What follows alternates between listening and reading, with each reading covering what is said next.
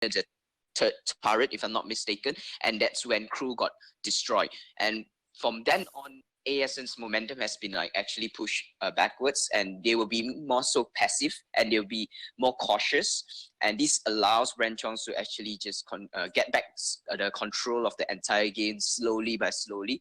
And that was a big mistake on Team ASN side. And another really, really crucial mistake that happens twice within this game, it was that when Lyra actually teleport in and Bright Bulwark, he forgot to Crucible, which allows the Celeste to land a stun, a core collapse on the crew land as well as the Lyra, and that's really, really a big fatal mistake. So there's a lot of actually a lot of work that Tezza Boy needs to do with the Crucible, but still it's a lot of pressure when you're facing off against a Baron and a Celeste, which instantly melts you when you come too close to them.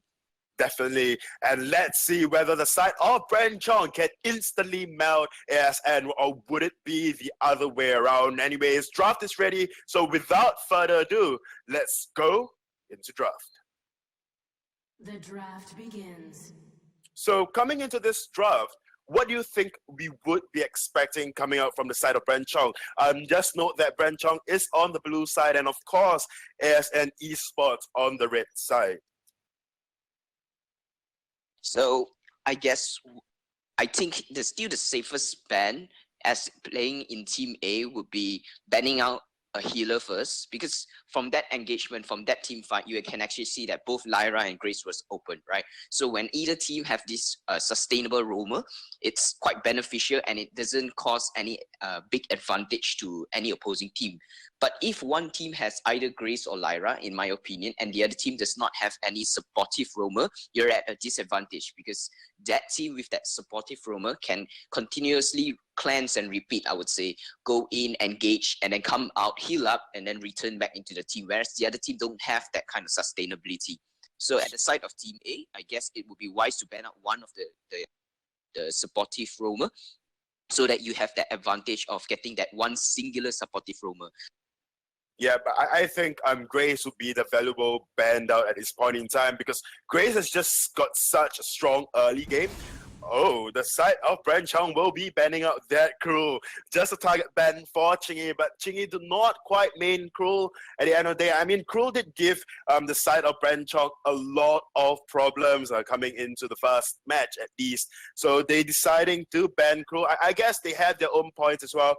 For the side of ASN, I must agree with you. But at this point in time, you can't quite remove any of the healers, because if you do take out Lyra or Grace, then of course the other team would just pick out the other healer.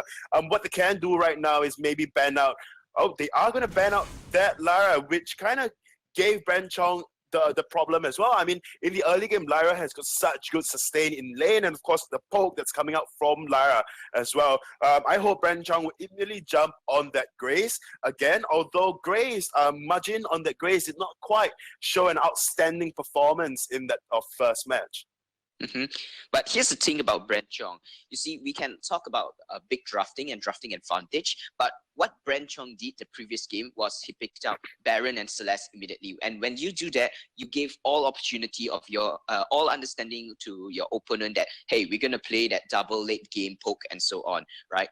And when you're drafting in that situation, you said like, oh, okay, you reviewed your entire game plan, so let's just play against your game plan and pick a crew.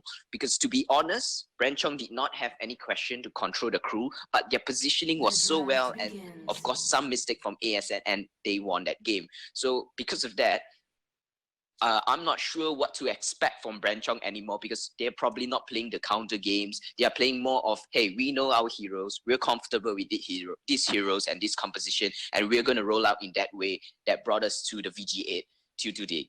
Right. So you are saying that Brenchong will immediately settle on heroes that they are very comfortable with.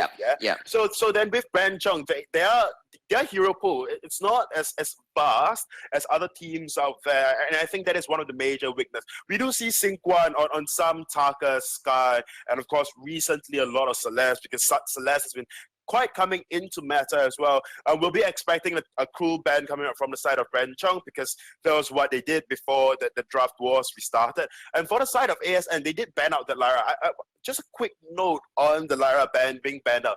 Lyra was played by the side of ASN in the previous game, and it gave Bren Chong a lot of trouble. But like you said, Boy, when he did Arcane Passage in, and then of course with the Bright Bulwark, he forgot to Crucible, the core collapse coming up from Celeste as well. And that gave the side of ASN a lot of problems. Whereas if they do allow the Grace to come through for the side of Brenchong, what happens then is that they, like you said before draft began, is that Grace is another hero that can and has a lot of sustain. So if they do give Grace over to the side of Brenchong again, do you think, and Grace is such a valuable flex pick as well, you can play her on hit, you can play her weapon, you can even play her as a captain role. So there's 3 roles for Grace, similar to that of Glaive. Then with Grace being on the side of Brenchong, which I'm not surprised if they do pick up, then do you think ASN will respond with subpar Catherine, who has great initiation but just do not have that engage? I think looking at ASN's previous history of their draft picks, they will go with that their biggest flex picks, which is Adagio, which they can actually rotate between a roamer and as well as a laner. That's what they like to do. And looking at Tessa Boy's draft, they went for the Catherine instead. So probably you will see a Grace being picked up by Team ASN, as that is Tessa Boy's most comfort roam picks on his side. And Adagio is as well open because that's what Team ASN is famous for. They like to play that sustained build. They like to play that continuous healing kind of strategy over there. So I'm expected to see a Grace out there and as well as Adagio.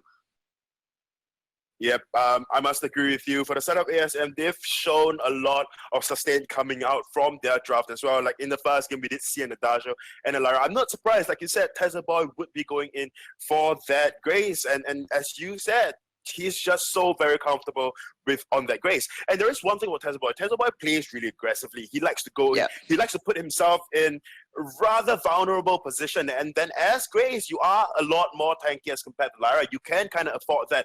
Problem with that is that you do not have the escapability on that Grace as compared to Lyra. I mean, Lyra, you have the Imperial Sigil for the split boost. You can just run away when you are placed in a not so good position, whereas as a Grace you can't quite do that unless of course you benediction into say a minion or even a crypt. Then that way you can do that. And then as Grace and as Lyra as well, you have the Arcane Passage, run away if not for the engage. I don't think Grace would.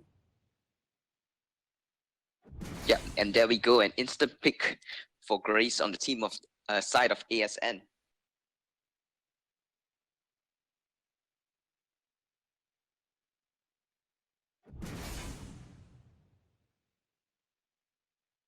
There might be some silences from Catherine that might get through.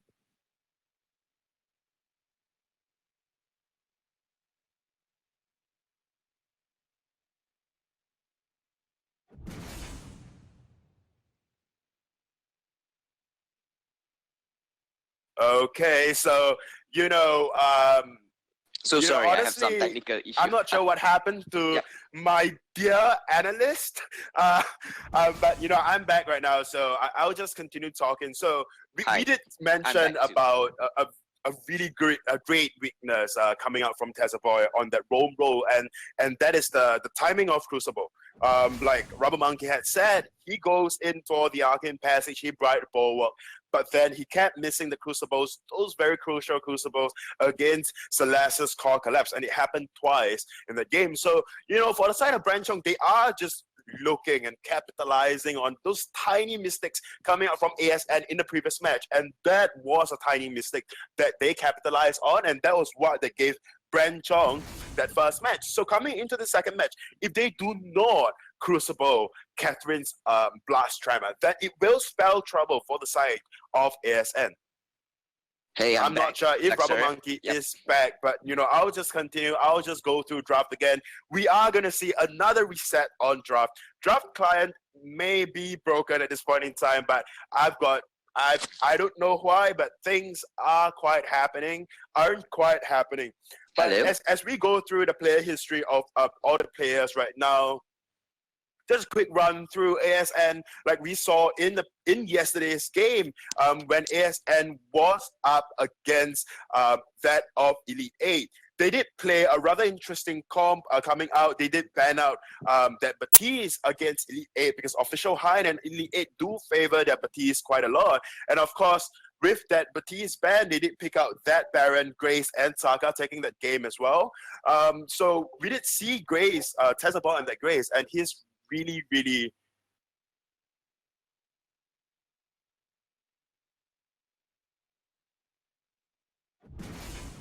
and Grace is really, really strong. I mean, Tezabot on that Grace. Oh, really? Okay, I'll try to reconnect then. Hello, and while Luxuria is trying to... All right, Yeah. there you go. Okay, I so there lost you was for a some moment. technical issue on our side. Both of us can't hear each other. Yeah, but I think we are good right now, right? Yep, I can hear you fine. I was wondering, like, what was happening then. Yeah. But looking at the draft here, we have Celeste back on the game for Bren Chong, their comfort pick, and we have that Catherine to actually handle the... I like that Catherine pick right now to actually handle the Baron pick from ASN, so he can be just up to Baron's face up there, just controlling Baron, and also tanking up the shots from Samuel with that drifting dark. That shield from Catherine is going to do a lot of work right here, and if by any chance ASN just forgot that there's a glaive on the side of Team Brenchong, and then they're going to have to face with a lot of issues with glaive suddenly just rushing in and bursting down any of their heroes and catching them by surprise. So they have to be really careful on that. Yeah, I really like the team comp coming up from the side of ASN at this point in time. They have a very good early game, and of course, they scale very well into the late game with that Grace and of course Baron. And as for the early game, we know that Samuel, once he gets his Drifting Dark, he is going to put out a lot of damage, and that is that's going on for ASN. Problem with ASN's team comp is that as compared to that of Brenchong, they do not have the one pick-out hero. They must quite engage as a team. We need the Baron to come in. They have the poke, like that of the side of Brenchong into the first match. They have the poke from Samuel. They had, like in Brenchong picked out the Celeste and of course the Baron. For the second match, we have the Samuel and of course that Baron as well. So, with that, they have a similar team comp as compared to Brenchong in the first game. Problem with that is that the side of Brenchong in this current game, they have very good engage and initiation with that glaive, with triple stun comp, a merciless pursuit, or maybe a glaive into afterburn into merciless pursuit into core collapse, and they can quickly eliminate a single hero coming out from the side of ASN, of course. But then we cannot forget that Grace can Holy Nova to just stun anybody out that comes close to any of her carries. Then again, it is really just down to execution, don't you agree? If ASN do not make crucible mistakes in this round, then they will definitely have this round forcing into a third game. But problem is that I'm just worried. Like I said before, I'm not sure if you heard me, but Grace, Tessa Boy has got a crucible mistakes and a big weakness in the use of crucible. And if Tessa Boy is unable to block out blast tremor coming out from Catherine, it will spell doom for the side of ASN. And here in this game, we can actually see a flip of strategy, because at the first match, you will see ASN controlling the game, trying to end the game and pushing it all towards the base. And what Brenchong had to do was to just play on the back foot, take note that the crew can come in at any time and just be cautious, and then at the late game come all out and burst in. But right now in this match too, we have to see that Brenchong take the role of what ASN did to control the entire game, because Catherine and Glaive will have to just be that front line, that body block, and to just seize the opportunity to take down any of the heroes they can actually manage to. Whereas ASN have to play really careful, just know their environment, know the conditions, know when the Glaive is going to engage, understand that Catherine and the team of Brenchong's strategy is to just come into you to catch you out and play by that rule, and they should be fine. So we will just see, like you said, it comes down to executions, who understand the strategy of their composition better, and who execute them much more flawlessly compared to the other team. Yeah, we did see Glaive being picked up for the side of Infamous just in yesterday's match. And with that, Uni was on that Glaive, and Uni decided that it was a better choice to match the Baron stat for stat, and that was how Uni actually Sorry, took that down was Baron. Quincy. Quincy. Oh, sorry. Yeah, it was Quincy. I'm so sorry. Yeah, I and screwed that's the names actually over. no worries. And that's actually a really interesting strategy because Yeah. when you play VG, you tend to stick with your team, and the engage comes on like a 3-to-3 man. But what Quincy did was he came all the way from the back, so it was like kind of showing the other team that the Glaive was hiding from behind. But what he did was he came from a surprise attack right from behind on himself, and that started the whole engagement and gave them that advantage over the entire team fight. So I really like to see Brenchong do the same thing, as in the Glaive would not play from the back line, but he would find an perfect opportunity to come up from places where your opponent don't expect you to come out from. And that's what the Glaive does best. Instant burst immediately to the opponent. We did see as well Glaive being picked out into another Baron just yesterday as well. But then what happened then was that the Glaive did not match stat for stat into that Baron. And then Baron was able to burst Glaive down because Glaive just did not have the damage onto Baron. Anyways, we are right into the fold at this point in time. And let's see whether or not Mr. Jim on this Glaive can pull out any special attack or surprise attack. Casting alongside me, we have I Request a Duo. How was your break? Good, nice and refreshed. I wasn't able to get my popcorn, however, but I won't be needing it because I'll be talking a lot through this, especially in the early game, looking at the side of Brenchong. They have a very aggressive lineup there. Even you could say on the side of ASN, with that Samuel is going to work fairly well if he's not AFK. You know, after all that draft resetting, I think Samuel just fell asleep at this point. There we go. There's the pause. A bit early. I'm not sure if we will go into a pause, however. Okay, they are there. Things are good, and things are going. So, you know, looking at these two team comps so far, both teams have their good late game heroes. Like you've got, once again, we're seeing Celeste and Baron in the same game. Not on the same team this time, but we do have them in the same game. However, even Samuel should be quite strong throughout the late game. But I think, as you have mentioned before, once Samuel hits that level 2 is already considered a bit of a power spike because he has the Drifting Dark and the empowered I'm not going to call it is Malice and Verdict, right? I was getting it wrong yesterday for some reason, but Boy going in there with an amazing steal might be able to pick up the first blood. They do. They get caught out in the core collapse, however, but Mr. Jim not going to engage on that. The afterburn was ready, but he's just going to decide not to. Instead, going for Aeon with a massive afterburn. Going to have the help of Cincy 1. There's going to be Boy jumping in and try to save them, but not going to be able to. So Mr. Jim with some good thinking there. Of course, if Mr. Jim is going to have to face off against this Baron in the early game, it's going to help out to get that just bit of a lead on the enemy laner there. Well, yeah, I mean, we do see Chingy coming up for the early game engage, but then just not quite in time to save Aeon 222's ass. And we did see, and we did say earlier on, and even in yesterday's match, that Glaive is just so good into Baron in the early game because Baron has got no answer to Glaive's afterburn. So then that is why, you know, generally Glaive is the accepted truth that it is just so much stronger against Idris, and even that of Baron in the early part of the game. And of course, we have Chingy on this Samuel as well. They are fighting over the Ancient Treant right now. Sync 1 is taken really low, but Majin is there to save Sync 1. But not quite, as Sync 1 does fall, and Majin's going to be the next one, and you can see this Grace doing a lot of work on their own, not being the damage dealer, but definitely helping get these kills secured. You can see Chingy waiting around for that Drifting Dark to come up, and it is available right now, but instead of going for the Glaive, they're going to go for the farm. They have left Boy in a bit of a position, and they are going to fall, but I think Boy, knowing it's all for the better cause, Chingy was able to get those backs and go back to base. They didn't go for more, surprisingly, even though Glaive have rotated up with that Celeste, and Celeste hasn't rotated too much into their own jungle right now, just because of that heavy presence from Grace so far.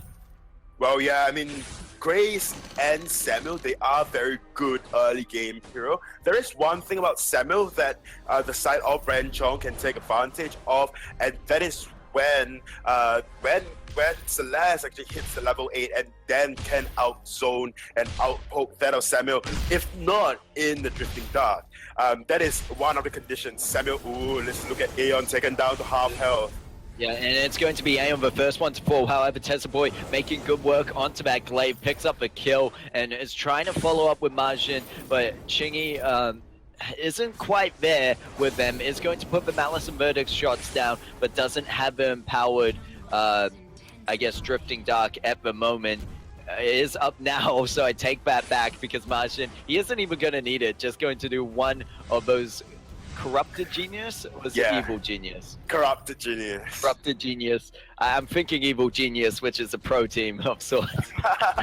But going to use that Corrupted Genius, able to pick up the kill. And it's a very scrappy start, and it's why I said we'd be expecting between these two teams. I mean, Samuel on the side of ASN, but what I didn't count into that, I didn't account for the Grace at that time. And I apologize for it because Grace is doing a lot of work so far in helping secure these kills, actually holding 3 of those 5 kills. So supports need kills, man, and we'll call it kill secure.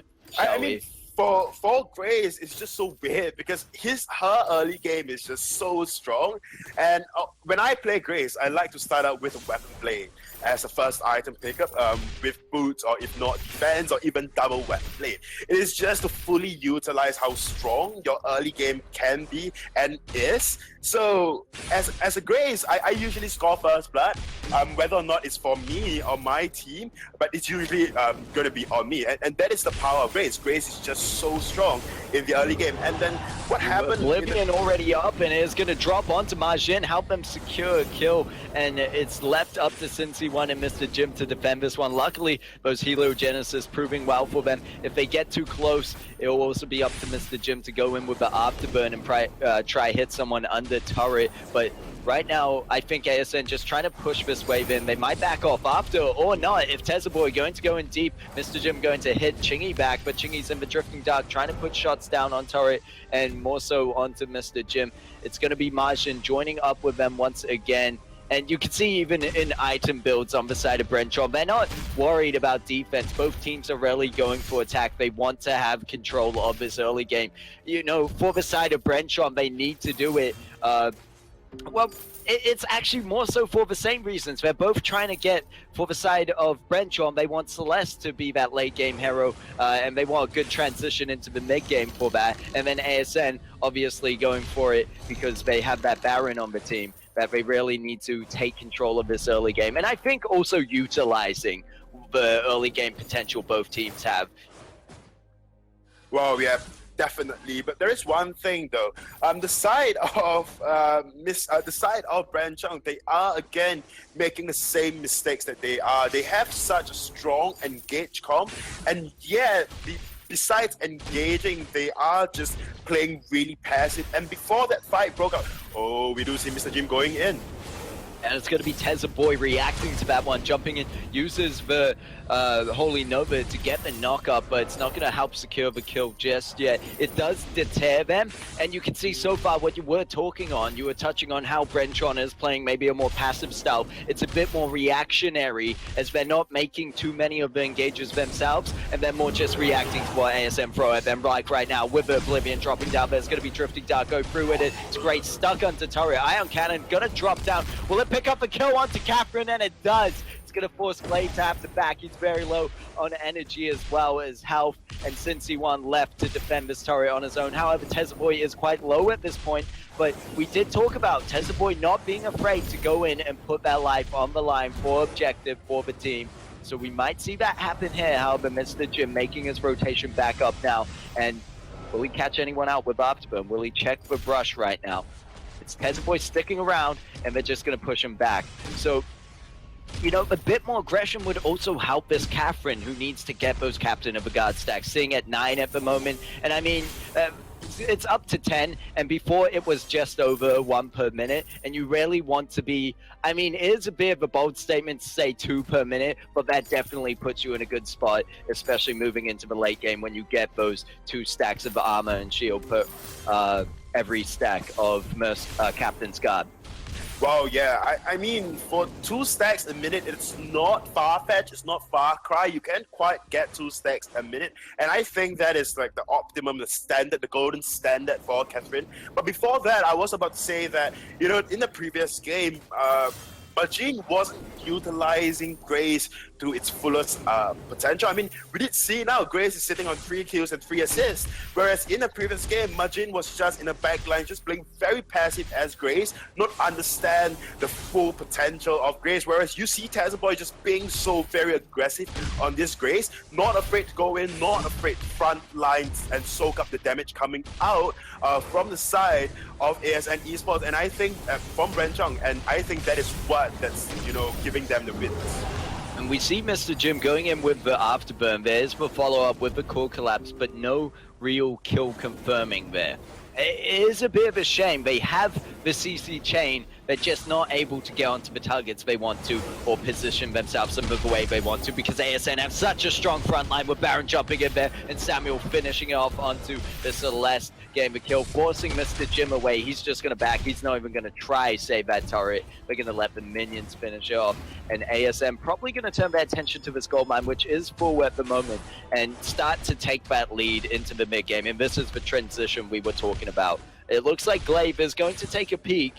Might go for the steal. There's the Solar Storm coming through. Boy with the Holy Nova knockup. Glaive going in there with the afterburn, manages to get it. He will fall, however, but it's slowing down the progression of ASN at the moment, which ASN, as the same as last game, have shown a lot of control of the early to mid game kind of transition. Well, yeah, there is one thing. We must see the difference in playstyle between Aeon on this Baron and, of course, you know, Mr. Jim on his Baron. We did see Aeon being very aggressive as well. So that is one thing for Baron, because you must know when your power spikes are. Oh, we do see Mr. Jim going up for that kill on Aeon. Might be able to get able to find him. He does follow up with afterburn, and there's a clean swing around. Not such clean speech, but he definitely finishes valve quicker than I could. Definitely, that was clean card indeed. Throwback to jokes. Throwbacks to jokes. Clean card. But anyways, we do see though, the side of ASN, they know how to push their potential. They know how to push their weapon spikes. Oh, we do see Mr. Jim going down very low. And there's going to be the Oblivion, but Chingy might not be able to get out of that one. There's going to be the Divine Intervention saving him, and Divine Intervention twice, because there's the Echo up right now, and Chingy needed it, because if he didn't have it, he'd definitely be dead right there. It's going to be Boy and Aeon following up for the kills, since he won so low, but Martian also quite low. Aeon going to use jump jets once more, trying to find this kill so badly, but Catherine is going to be tanky enough, has the Storm Guard to get out of there. And helps just, I don't even know at this point, you know, ASN, and you were talking about how aggressive this Baron is being played, and it's how Baron should be played, for the most part, because we talked about you want to be using your jump jets and you get the double auto attack off once you land, which otherwise, you know, we talked about how his auto attacks are quite slow, so you know, you really want to utilize that, and I think that ASN are doing a great job, as well as utilizing the grace that they have for their engage, and it's just working out so well so far, but we'll have to see whether Brenchong can turn this one around, because there's a lot of damage coming out from the likes of that Celeste, as we saw dropping down onto Samuel before, so there's potential of a comeback here. Well, yeah, Minion Candy is used. Majin is going in for the Merciless Pursuit, and let's see if they will engage or they will just back up. Well, it looks like ASN have control once again, but since he won with the range on those Heliogenesis, is able to keep most of ASN away for now. It's just a matter of time before ASN find that right team fight, the right opportunity to dive onto Brenchong. But if Brenchong can pull something out, if maybe they can just win one team fight, possibly coming up to Kraken when it's really crucial, they might have a chance to turn this around. Yeah, I mean, just look at the goal difference between ASN and Brenchong. There is not much goal difference, probably a 3K in favor of ASN Esports. They need to slowly and, of course, definitely snowball this even further. Just, oh God, Boy is taken really low, and Silence wasn't blocked out as well. I mean, there is no need as well, since there is no engage happening. Chingy might be face check for push, but luckily managed to block out the Afterburn. Gonna follow up with the Oblivion, but gets blocked out on the side of Brenchong, and Margin going in for the stun, but there's no real follow-up there. And Brenchong, this is their problem right now. ASN are the ones who, so far, when they dive in, they've been able to pick up kills, and we can see it related in the kill feed here with 12 kills over to the side of ASN and 4 on the side of Brenchong. Brenchong just need to find these targets and find the positioning that they want, and I believe that relies so heavily on Mr. Jim landing these afterburns correctly, but you see again Crucible outplays, managing to land the damage. There's going to be Fountain on the side of Brenchong, but it's not going to be enough to save the glaive as Baron managed to pick up a kill, but Celeste does not want to go in a 1v1, or I should say a 2v2 against the Baron, and Grace right now is a bit low on energy as well. And you can see now picking up that Void battery, before was just sitting on the energy battery, and it's definitely tough when it comes to energy consumption when you're trying to do your best with zoning out the enemy, but then you run out after putting quite a few heliogenesis down around the place. Yeah, definitely. I mean, your Void battery is quite useful. I mean, it's not even quite useful. It is one of the most important things for Celeste, because as you are zoning, you are not just using your Helios to just do damage. You are going to be using your Helios to zone out, to just poke out the enemies even before a proper engage happens. And then if you do run out of energy midway and you can't quite commit to a fight, and whereas Mr. Jim and Majin wants to be in the center of the fight, wants to be, you know, in their faces, and when you cannot do that to provide the backline support, then your team will suffer because of your energy issues. So I'm glad she did pick up that void battery. And now as we are creeping into late game, we are 15 minutes into game. This is just down to how Sync1 and Celeste and Mr. Jim is going to play. And as you said earlier on, it is down to Mr. Jim's afterburn. Yeah, it's going to be Mr. Jin engaging with that afterburn. A lot of damage coming down from the heliogenesis, but it's going to be responded by with the ion cannon. And this time ASN actually being forced to back out of this one. And these were the crucial team fights I was talking about, that Brenchong might be up to win, and they might be able to capture the Kraken. They have the damage to do so, but whether ASN can respond to that quick enough, they're moving up to lane. They're not even paying attention to the fact that Kraken could be getting taken, and they just let it happen. I mean, in saying that, there wasn't too much. They don't have war treads yet. They do have tier 2 boots for most of them, and I believe Samuel does as well. Yeah, so all of them on that team had those boots. Samuel, it wasn't up, but in that situation, Brenchong did an amazing play there to really push them off, and especially on C1's part of having that the heliogenesis and just seeing in that backline. But you do give credit to Mr. Jim for being able to dive in there and put out the damage needed as well. So they had this Kraken, they had this opportunity, but what can they do with it, and what can ASN do to respond? It's going to be Mr. Jim once again diving in. Solar Storm follows up, but misses. Chingy backing off from that one, drops to Oblivion, it gets blocked out. However, Tezabo going low gets in there, but the kill was going to go over to Baron, picking up that glaive, and they're going to chase down Majin, who's just getting swamped by these jungle creeps and Crystal Sentry. There's going to be the ace as Baron finds the kill onto Celeste, and they should be able to clean up this Kraken. But that is, I believe, 2 turrets? Or was the first turret? Or yeah, that was 2 turrets for the side of Brenchong's. However, ASN pushing down this lane, they are looking for at least 1 turret in return. Yeah, I mean, they are definitely going to get this turret, none. There is no doubt about it. Just look at the amount of damage coming out from Aeon on that Baron. Look at Aeon's build. He does have the reflex block. He do not have the Aegis like we were talking about. Aegis just spends so much money on Aegis. You just need a reflex block. Just one good reflex block with your jump jets. I think you can block out a lot of CCs coming out from the opposing team anyways. So he does have the reflex block. He has a tension bow, and of course he picked up the tension bow as second item and beat it. Grace is going to suffer from face checking that bush and going to use the war treads to actually get out of that one, but it's going to re-engage. Pezza Boy not afraid at all. There's going to be fountain popped on the side of Brenchong, however, and they're going to be able to pick up the kill on Glaive. These are the kind of plays that opened up when Tesla Boy plays this aggressive support from for the side of ASN, and Aeon and Chingy are able to follow through with it. And it really was making this Baron work so much for the side of ASN, where we saw it previously on, I believe, Brenchon's team with Mr. Jim, but it was just too passive there. And you can see how it's just the siege potential they have right now, and Boy all up in their face. It means they're not able to get back to Aeon, but they might pick up the kill on Boy if they follow through. There's going to be the Solar Storm hitting and the Divine Intervention used on Grace herself, and they're just going to back off from this one for now. They should be careful, however. Some good vision, some key vision at the moment put down by the side of Brenchon, and we noticed that before, that Miss Margin doing a very good job at vision control throughout even the previous match.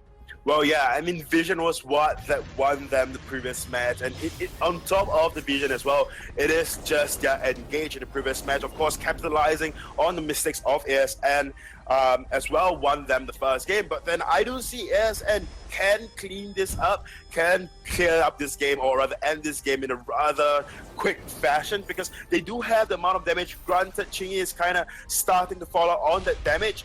He did go for the Eve of Harvest, Frostburn, and of course the Broken Myth. So he has got more damage as compared to Spaghetti's Samuel yesterday. But problem with that is that, and I see the problem with Mr. Jim, and like Rubber Monkey said, yesterday QC on this Glaive, what he did was, besides matching stat for stat, he did as well spring up out of nowhere to just engage onto the Glaive, instead of just, you know, being in the front lines, instead of just trying to go in front. From the front, he did come in from the back, and that was what that, you know, QC did for the side of Infamous when he was up against a Baron. And of course, Mr. Jim can do the same thing. They are going to go for it and engage right now. And we see ASN using the Crucible early on to engage on that one. There's going to be the Divine Intervention coming out from Boy on that Grace, keeping Chingy alive, and Aeon jumping over the wall with the Ion Cannon following through. And there's a lot of Heliogenesis down as well. So Crystal Sentry, they need to be careful. It's going to be Mr. Jim jumping onto Aeon with that Afterburn, and Chingy trying to just keep his team alive, able to back off from there. You can see Boy right now being that front line. They're finally able to defeat that Crystal Sentry, and Boy so close to stopping since he won from that recall. And ASN obviously going to turn their attention straight to Kraken. They have the damage to do so, but will the side of Brenchong be able to get to this Kraken in time to respawn? You can see Glaive fairly close by. I believe he got caught out by Flare, and ASN decided to bail on this Kraken right now. Yeah, whether or not they bail is another thing, but Aeon 222 is really low at this point in time, and they should not continue this Kraken. There is no reason for them to. They are just going to pot back. They are just going to be sad. But as compared to the previous game, this game ASN just looks so much stronger, because firstly, they have the good early game come with that Samuel and that Grace pickup. And then secondly, of course, they have Aeon 222 for that late game. So at the end of the day, at the end of the day, they have a very balanced team comp overall. They scale well from the early game into the late game. So anyways, we do see the next fight will be happening around the Kraken, and whoever that scores a kill or even two, Mr. Jim might be caught up by Boy at this point in time, Afterburns to get away, punting Boy away. Would almost say Boy getting caught out by Mr. Jim. Boy too often face checking those brushes and doing it once again. Forced to use the ward treads out of there and is already fairly low. Might have to use the fountain early, and they do. And this is a bad situation for ASN. Now Brenchong have the man advantage. There's going to be the Ion Cannon dropping. Mr. Jin is low on energy, but ASN are in a similar situation. At least Chingy is going to have to back off. Aeon not going to go check that brush. It does have vision in it, so he would be caught out, but I'm worried that they're not even deciding to contest for this Kraken. Well, yeah, I mean, a lot of times when Kraken is on the line, ASN just kind of screw up a lot of their engagement, especially Boy. He goes in, face checks, gets really low, allows Bren Chong to pick up that Kraken. I mean, the only way now Bren Chong can quite win the game is really just through Bren Corner. If not, then picking up the Bren Kraken. right? Because honestly, there is no way when Mr. Jim do go in, just looking at his items, he has got nothing on Aeon 222. Aeon can just jump jets away, and then after that just follow up with 2 basic attack, and Mr. Jim will have the back. And just look at the energy consumption coming out from Afterburn as well. And if Mr. Jim is constantly using Afterburn as a disengage, as a tool to run away and disengage, he is going to face a lot of problems in engagements. An ASN who had such a strong start, and even in the kill count already, and gold lead about 6k or 5k gold ahead with 51.7k, but we'll leave those stats for a moment as they do engage in that final, what could be fight, and it's going to be Aeon in the middle of Mr. Jim trying to get through.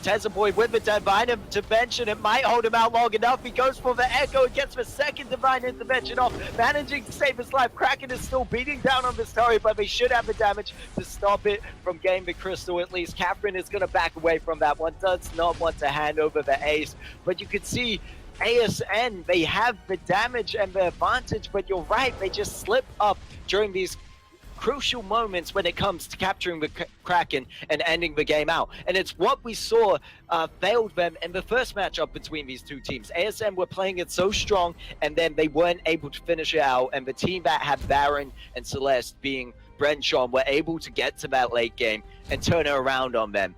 And right now, both teams have that late game power. So I don't see what's holding them back, because if you look at what I was about to mention before, the gold lead, 54.7k over to the side of ASN, and then obviously the kill feed being 19 kills on the side of ASN. And I mean, as we get further to the very late game, it really does come down to a singular team fight because of how long the respawn timers are.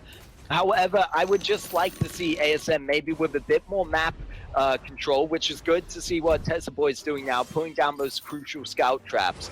But hopefully they're able to win the fight here and bring this to a 1-1 as they jump onto Mr. Jim.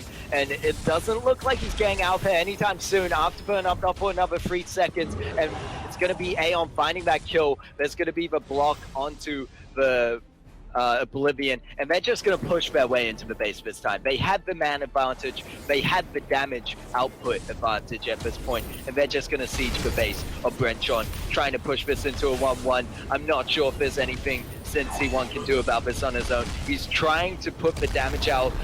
Margin, of course, looking for the stuns to help make it easier for C1 to do so, but you can see how quickly these turrets are falling.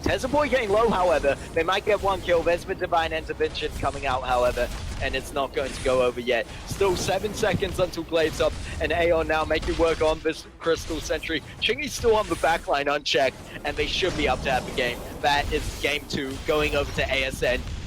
And this is what they needed to shut it out. GG, well played. It's 1-1 between these two teams. But for some more analysis on this one, I will bring in guest caster Rubber Monkey to talk through with it with you, Luxura.